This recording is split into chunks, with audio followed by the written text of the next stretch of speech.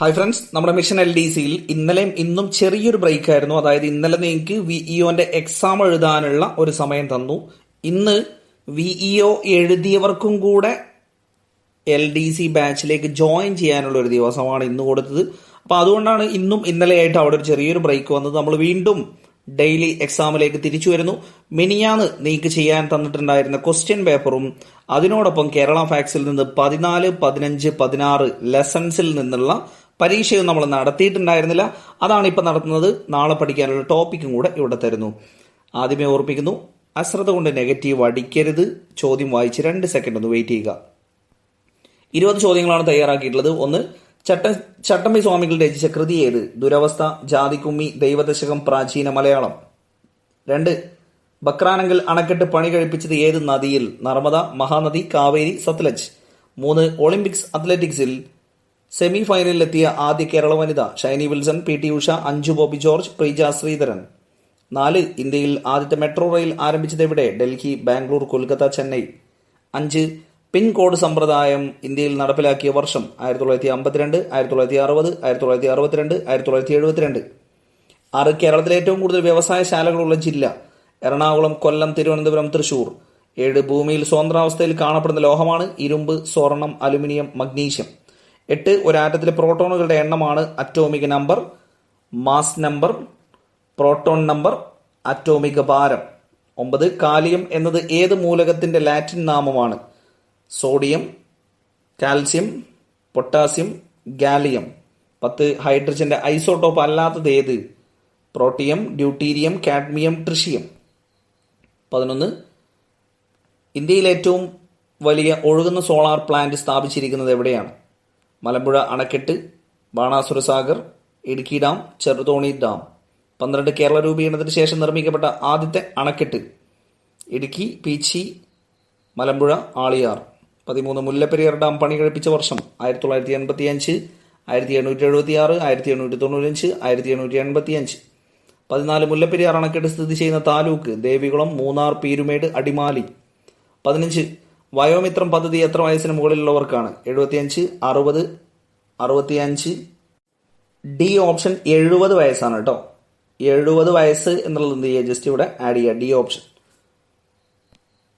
16, ഭിന്നശേഷിക്കാരുടെ മക്കൾക്ക് വിദ്യാഭ്യാസ ധനസഹായം നൽകുന്ന കേരള സർക്കാർ പദ്ധതി? വിദ്യാകിരണം, വിദ്യജ്യോതി, പരിരക്ഷ, ഉജ്ജ്വല.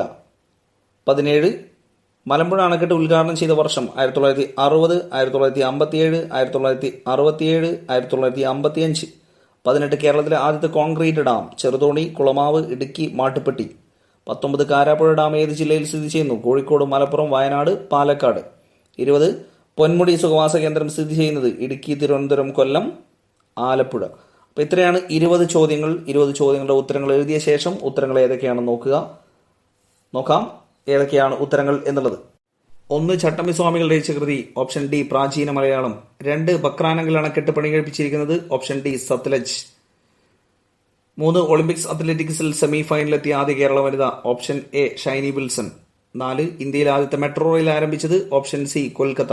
5, പിൻകോഡ് സമ്പ്രദായം ഇന്ത്യയിൽ നടപ്പിലാക്കിയ വർഷം? Option D, 1972. 6, കേരളത്തിലെ ഏറ്റവും കൂടുതൽ വ്യവസായശാലകളുള്ള ജില്ല? Option A, Ernakulam. 7, ഭൂമിയിൽ സ്വതന്ത്രാവസ്ഥയിൽ കാണപ്പെടുന്ന ലോഹമാണ്? ഓപ്ഷൻ ബി, സ്വർണം. 8, ഒരാറ്റത്തിലെ പ്രോട്ടോണുകളുടെ എണ്ണമാണ്? Option A, atomic number. 9, കാലിയം എന്നത് ഏത് മൂലകത്തിന്റെ ലാറ്റിൻ നാമമാണ്? Option C, potassium. 10, ഹൈഡ്രജന്റെ ഐസോട്ടോപ്പ് അല്ലാത്തത് ഏത്? Option C, cadmium.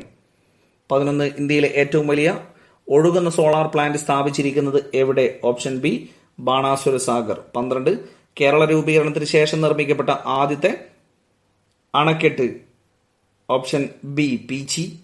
13, Mullaperiyar dam പണി കഴിപ്പിച്ച വർഷം? Option C, 1895. 14, മുല്ലപ്പെരിയാർ അണക്കെട്ട് സ്ഥിതി ചെയ്യുന്ന താലൂക്ക്? Option C, Peermade. 15, വയോമിത്രം പദ്ധതി എത്ര വയസ്സിന് മുകളിലുള്ളവർക്കാണ്? Option C, 65.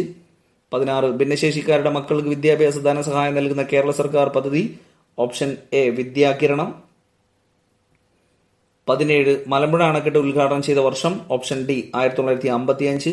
18, കേരളത്തിലെ ആദ്യത്തെ concrete dam? Option D, Mattupetty. 19, Karapuzha dam ഏത് ജില്ലയിൽ സ്ഥിതി ചെയ്യുന്നു? Option C, Wayanad. 20 പൊന്മുടി സുഖവാസ കേന്ദ്രം സ്ഥിതി ചെയ്യുന്നത്? Option B Thiruvananthapuram. അപ്പോൾ ഇത്രയാണ് 20 ചോദ്യങ്ങൾ. 20 ചോദ്യങ്ങളുടെയും ഉത്തരങ്ങൾ നിങ്ങൾ നോക്കിയിട്ടുണ്ടാവും. നെഗറ്റീവ് മാർക്ക് കമന്റ് ചെയ്യുക. ഒപ്പം നിങ്ങളുടെ നെഗറ്റീവ് കഴിച്ചിട്ടുള്ള മാർക്കാണെങ്കിലും കുഴപ്പമില്ല, പക്ഷെ നെഗറ്റീവിന്റെ എണ്ണം അവിടെ ക്ലിയർ ആയിട്ട് കാണണം. ഇനി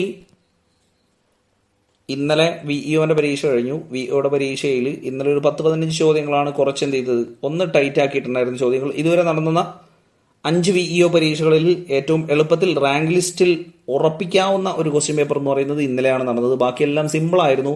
ആര് കയറും ആരിറങ്ങും എന്നുള്ളത് എല്ലാവർക്കും കൺഫ്യൂഷൻ ആയിട്ടുള്ള ക്വസ്റ്റ്യൻ പേപ്പർ ആയിരുന്നു ആദ്യം നടന്ന 4 എണ്ണവും.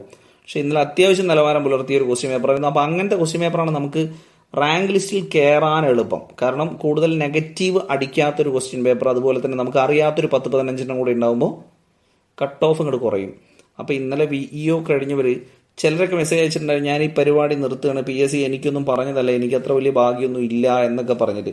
നിങ്ങൾ ആരോടാണ് പക തീർക്കുന്നത് എന്ന് സ്വയം ആലോചിക്കുക. കാരണം നിങ്ങൾക്ക് തിരിച്ചു പോകാനുള്ളത് വട്ടപൂജ്യത്തിലേക്കാണ്. നിങ്ങൾ വന്നതും വട്ടപൂജ്യത്തിൽ നിന്നാണ്, തിരിച്ചു പോകുന്നതും വട്ടപൂജ്യത്തിലേക്കാണ് എന്നോർക്കണം. കാരണം തിരിച്ച് അതിസമ്പന്നതയിലേക്കോ അല്ലെങ്കിൽ ഗൾഫിൽ ഒരു ജോലി ബാക്കി വെച്ചിട്ടോ അല്ലെങ്കിൽ നേരത്തെ ഉണ്ടായിരുന്ന ഒരു ജോലി വെച്ചിട്ടോ അല്ല നമ്മൾ ഇതിലേക്ക് വന്നത്.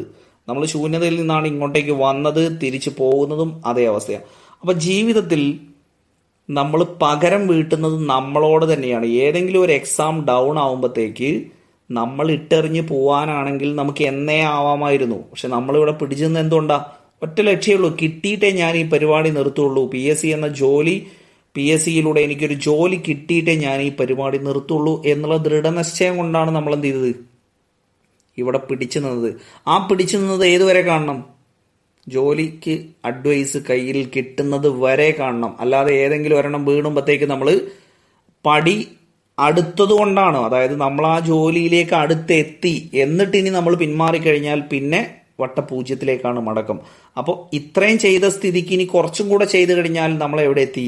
ഉള്ളിലേക്ക് കയറാനുള്ള അവസ്ഥയായി എന്നുള്ളത് മനസ്സിലാക്കണം. അപ്പോൾ ഒരിക്കലും ഒരു എക്സാം ഡൗൺ ആയി അല്ലെങ്കിൽ ഒരു എക്സാം കൊണ്ട് നമ്മളെ ജീവിതത്തെ നിങ്ങൾ എന്ത് ചെയ്യരുത്, മാറ്റിമറിക്കരുത്.